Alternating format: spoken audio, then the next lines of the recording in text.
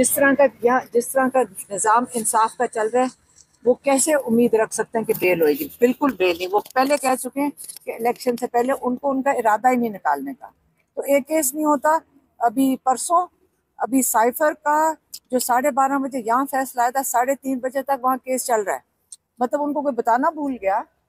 बताएं, वहाँ किसी को पता ही नहीं है कि यहाँ स्टे ऑर्डर हो गया और वहाँ पे चलाई चले जा रहे हैं 3:30 बजे तक। और अभी वो वहाँ पे, अब बात सुने, अभी वो खत्म हुआ है। अभी वो उन्होंने एक जज उठ के गए, एक और नैब के जज वो आके बैठ के ट्रायल करने के लिए। मतलब यहाँ पे तो ऐसे लग रहा है कि इसको इंसाफ का मजाक उड़ाया जा रहा है। कितना मजाक उड़ाना है?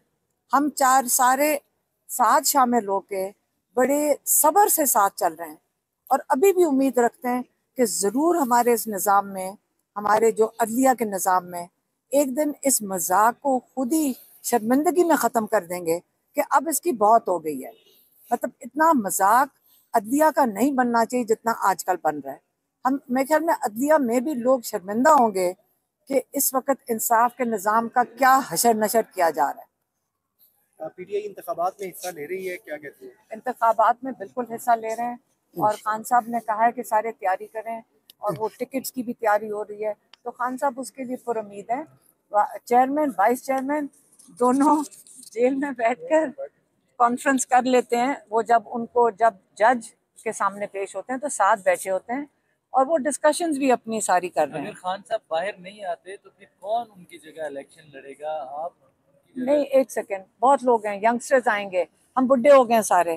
बुढ़े अब थोड़े से साइड पे हो जाने चाहिए। वैसे ही अब जवान नस्ल आएगी, लॉयर्स आएंगे। अब ये देखें माशाल्लाह कितने, ये इतने जवान नहीं है लेकिन ये सारे इलेक्शंस लड़ेंगे। टिकट कौन जारी करेगा? हाँ, जेल में टिकट कौन जारी करेगा? क्या मतलब है? पार्टी के अंदर कोई पार्टी का निज़ाम नहीं है, कोई सिस्टम है पूरा। हर एक ऑर्गेनाइजेशन का एक सिस्टम होता है, वो पूरा प्रोसेस, वो तंजीम जो है वो पूरा कर रही है।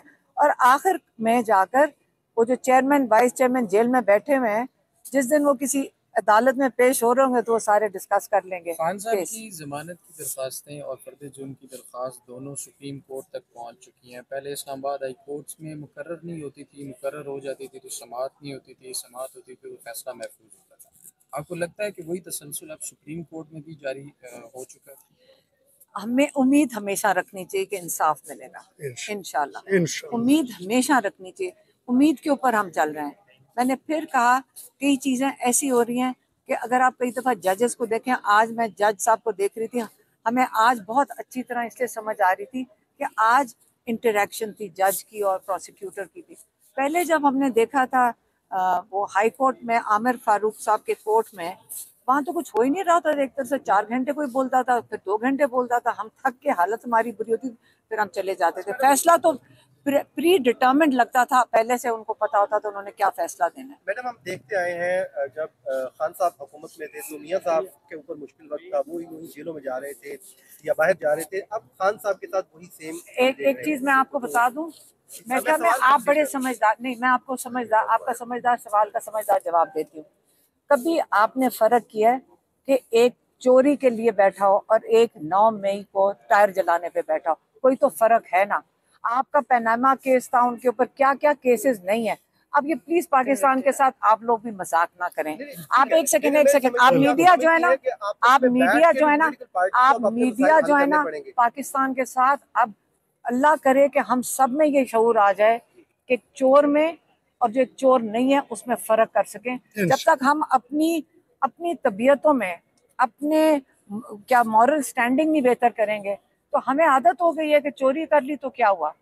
इमरान खान चोरी के लिए नहीं बैठा, इमरान खान असूल के लिए बैठा जेल में। आपकी बात ठीक है, मैं ये कह रहा हूँ कि बेहतर नहीं लग रहा है कि जो खवातीन हैं, जैसे शाह साहब की बेटी भी खड़ी है, उनकी अहलिया भी खड़ी है, आप भी, इमरान खान की बहनें आती हैं, तो आप भी अगर एक एक दो दो हल्कों से इलेक्शन में खड़ी हो जाएंगी तो एस्टेब्लिशमेंट को शायद परेशानी होगी।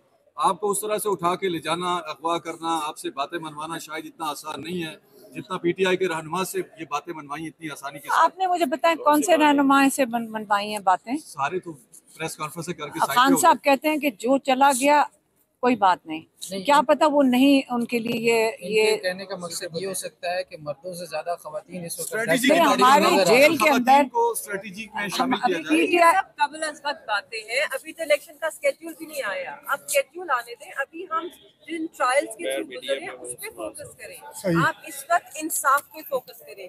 क्या अदालतें इमरान खान को, जावेद कुरैशी को इंसाफ दे रही हैं? क्या आपको ये इंसाफ मिलता नजर आ रहा है? क्या आपको एक्सेस है? आप अपने भी आवाज उठाइए। आज आपके सामने AGP ने कहा कि ये हमेशा से from the get go open trial था, हमेशा से ओपन ट्रायल था, कभी इस पे कोई रिस्ट्रिक्शंस नहीं थे, सिक्योरिटी के रिस्ट्रिक्शंस थे।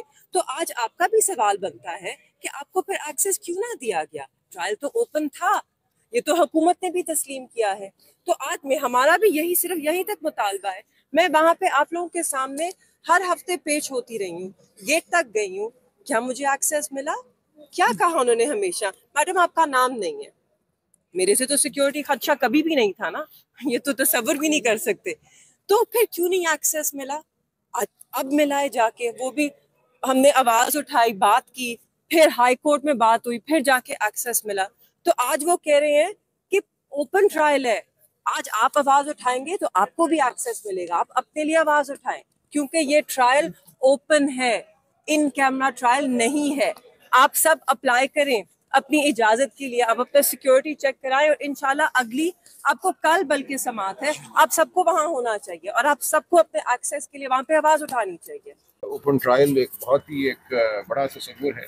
उसका ये मतलब है कि आप सबको, अवामुन्नास को, जो भी चाहे ये देखना कि उसके मुल्क में इंसाफ हो रहा है या नहीं हो रहा, उसको मौका हासिल होना चाहिए। ज़ाहिर है एक कमरा है, कमरे में जितने लोग समा सकते हैं, इसलिए आप देखेंगे दुनिया जहाँ की जो जूरिस्प्रूडेंस है, जो रवैये हैं अदालतों के, वो ये हैं कि अदालत में मीडिया का होना सबसे ज़रूरी है।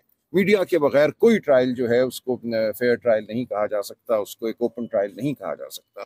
और ये पूरी बहस मैं मंडे को करूँगा कि कलीदी किरदार इसमें ख़ानदान के लोगों का होना तो है ज़रूरी, आम शहरियों का होना भी है ज़रूरी, लेकिन मेरी नज़र में कलीदी किरदार मीडिया का है, आप लोगों का है।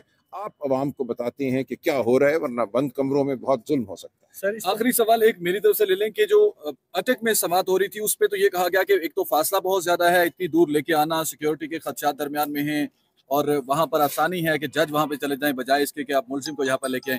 जज साहब ने कहा अब तो वो रावलपिंडी की सेंट्रल जेल में है और रूल्स ये कहते हैं कि इस्लामाबाद की जब वो अंडर ट्रायल कैदी हैं तो इस्लामाबाद की अदालतों में उन्हें पेश होना चाहिए। तो क्या इन रिमार्क से ये हम समझें कि जो माइंड है जजेस का या जो अदालत का माइंड है वो भी काफी हद तक आपको सूट कर रहा है? देखिए, रिमार्क्स कोई हतमी फैसला नहीं होता, ये माकूल सवालात हैं जो किसी भी, मैं समझता हूँ, एक मुनसिफ को पूछने चाहिए और अदालत ने पूछे। लेकिन ये इनको मैं ये नहीं कहूँगा कि ये कोई हतमी फैसला है अदालत का। हम बहस करेंगे और फिर जो भी फैसला होगा, हमें पूरा यकीन है कि इस अदालत से हमें इंसाफ मिलेगा। Thank you.